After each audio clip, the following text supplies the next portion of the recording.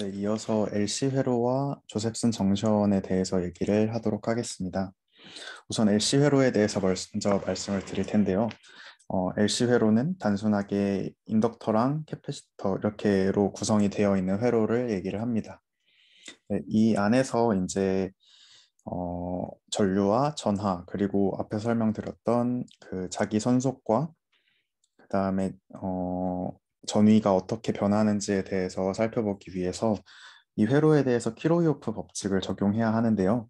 키로이오프 법칙은 전류가 이제 어떤 분기점에서 보존이 된다. 그러니까 어떤 점으로 들어간 전류가 있으면은 나오는 전류의 합을 했을 때 이 들어간 거랑 나오는 게 같아야 된다라는 얘기를 해주는 법칙이고, 두 번째로는 이제 폐회로에서 전압에 대한 얘기인데, 이렇게 전압을 올리고 또 올렸으면은 최종적으로 이 지점과 이 지점의 전압이 같기 때문에 한 바퀴를 돌아왔을 때 전압의 변화를 다 더하면 0이어야 한다라는 것을 얘기를 해줍니다.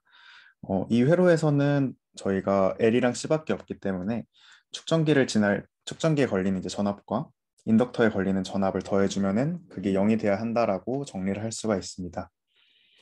그 다음으로는 이제 각각의 회로 요소에서의 어떤 관계식들을 살펴볼 텐데요. 우선은 측정기에서 Q는 CV라는 식을 저희가 앞에서 익혔었는데, V 같은 경우에는 다시 이제 자기 선속으로 변환해서 C의 d파이 C의 dt로 쓸 수가 있습니다. 여기서 파이 C는 그 측정기에서의 이제 그 자기 선속을 의미합니다.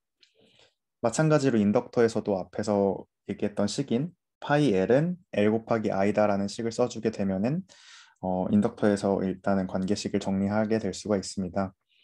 이제 이 식을 풀어서 하나의 물리량에 대해서 정리를 하고 싶은데요. 우선은 저희가 전압과 자기 선속 사이에 이제 미분 관계가 있다는 걸 알고 있기 때문에 VC 더하기 VL이 0이라는 것은 사실은 파이 C 더하기 파이 L이 상수라는 것을 의미를 합니다. 왜냐하면 미분한 값들이 0이라는 거니까 그 미분하기 전의 값들은 상수여야 하는데, 편의를 위해서 그냥 이 값을 0으로 두고 식 전개를 하도록 하겠습니다. 네, 그러면은 일단은 파이 C 더하기 파이 L이 0이다. 즉 어, 저희가 파이 C가 마이너스 파이 L이라는 걸 알고 있고, 그렇기 때문에 이후에서는 이 파이 C를 그냥 파이라고 쓰도록 하겠습니다. 그러면은 우선은 또 이제 저희가 전류와 전하의 관계식인 I는 dQdt라는 식을 알고 있는데요. 이 I 자리에다가 L분의 그 인덕터의 식인 L분의 파이 L을 대입하고 dQdt에서 이제 축전기의 식을 한번 미분해서 대입을 해주면은 L분의 1의 파이 L은 C의 파이 C의 이계도함수다라는 식이 나오게 됩니다. 근데 저희가 이제 파이 C를 파이로 쓰고 파이 L을 마이너스 파이로 쓰기로 했으니까 그걸 대입해 보면은 다음과 같이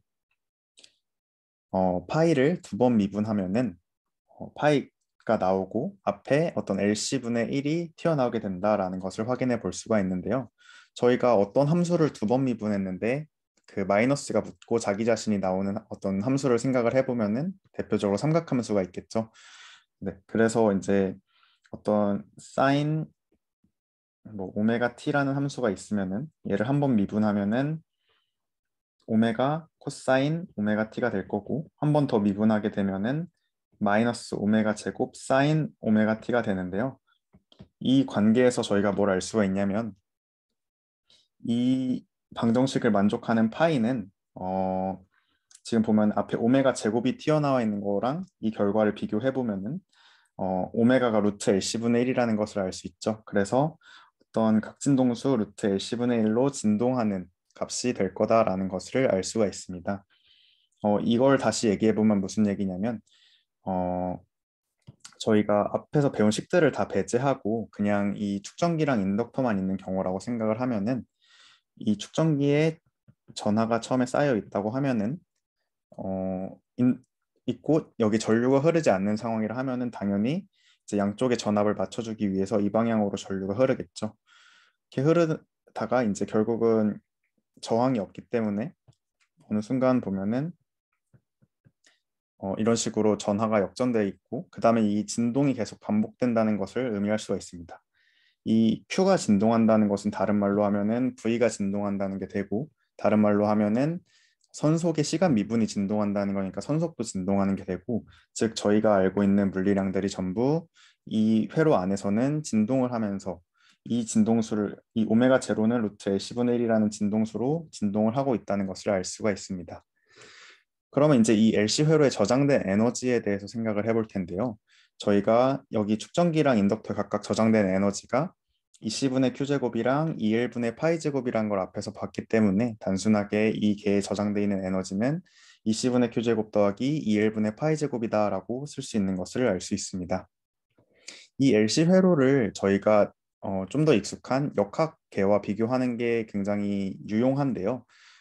이를 위해서 이제 가장 단순한 이 용수철에 물체를 매달고 진동을 시키는 경우를 생각을 해보겠습니다.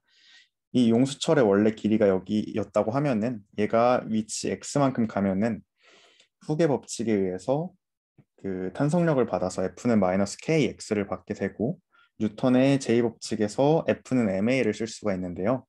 이 가속도라는 거는 위치에 두 번 미분한, 그러니까 위치를 한 번 미분하면 속도고 속도를 미분하면 가속도가 되기 때문에 이런 식으로 m의 d제곱 x dt제곱으로 쓸 수가 있습니다.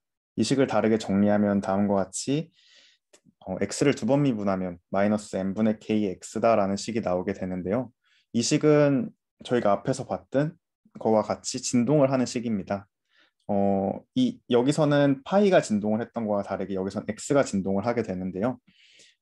저희가 용수철에 물체를 놓고 딱 놓으면은 그 용수철의 원래 길이를 기준으로 이렇게 진동 운동을 하는 것을 저희가 상상해 볼 수가 있을 텐데, 그런 직관과 잘 맞아 떨어지는 결과라고 할 수 있습니다.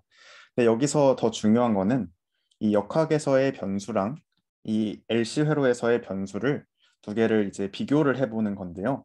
각각이 어떻게 대응되는지를 생각을 해보면은 그냥 퍼즐 맞추기를 한다고 생각을 해보고, 이 x 위치에 파이가 있으니까 x랑 파이가 대응된다는 것을 저희가 생각을 해볼 수가 있고, 그 다음에 그 아래식에서 보면은 P는 m dx dt인데 운동량의 정의가 이제 mv이기 때문에 이런 식으로 쓸 수가 있는데, 이 운동량 자체는 저희가 Q는 cv는 c d 파이 dt인 걸 생각을 해봤을 때 이 d 파이 dt가 일단은 dx dt로 대응이 되기 때문에 P 운동량과 전하량이 대응된다는 걸 생각해 볼 수가 있고, 이 앞에 붙는 개수를 비교해 봤을 때 어떤 그 용수철에 매달린 물체의 질량과 전기 용량이 대응된다는 걸 알 수가 있고, 마지막으로 이 m분의 k랑 lc분의 1이 같은데 대응되는데 m이 c랑 대응이 되기 때문에 이 용수철 상수라는 것은 인덕터분의 1에 대응이 된다는 것을 알 수가 있습니다. 그래서 이 관계를 이제 유념하고 이제 뒤에서 비교해서 생각을 하면 좀 더 이해에 도움이 될 수도 있을 것 같습니다. 그러면은 저희가 이제 일반적인 역학 시스템이랑 비교를 해서 봤을 때 운동량과 위치라는 게 사실 역학에서는 가장 중요한 어떤 물리량인데, 이거랑 대응되는 게 파이랑 Q, 그러니까 선속과 전하량이 됩니다. 그래서 앞으로는 전개를 한행할 때 전압, 전류, 전하량, 선속 중에서 이 전하량과 선속을 이용해서 이제 주로 논리 전개를 해나갈 예정입니다. 사실 여기에는 이제 연산자를 이용한 그 논리 전개를 했을 때, 더 엄밀하게 전개를 했을 때에 이 둘이 이제 캐노니컬 릴레이션이란 걸 만족한다는 어떤 더 중요한 이유가 있긴 하지만, 그 부분은 범위를 넘어가기 때문에 그냥 저희는 이렇게 비유로 생각을 하고 넘어가도록 하겠습니다. 그러면은 이 EM분의 P제곱, 그러니까 에너지를 이제 생각을 해볼 텐데, 저희가 앞에서 E는 EC분의 Q제곱 더하기 1분의 파이제곱이라고 얘기를 했는데, 저희가 역학계에서는 에너지를 이제 운동 에너지와 위치 에너지로 나눠서, 운동 에너지는 2분의 mv 제곱이고 그걸 이제 v 대신에 운동량으로 표현하면 2m분의 p 제곱이 되고, 위치 에너지는 이제 2분의 kx 제곱이 되기 때문에 비교를 해보면은 인덕터에 저장되어 있는 에너지는 위치 에너지에 대응된다라는 걸 알 수가 있고, 축전기에 저장된 에너지는 운동 에너지 같은 느낌이다라고 바라볼 수가 있게 됩니다.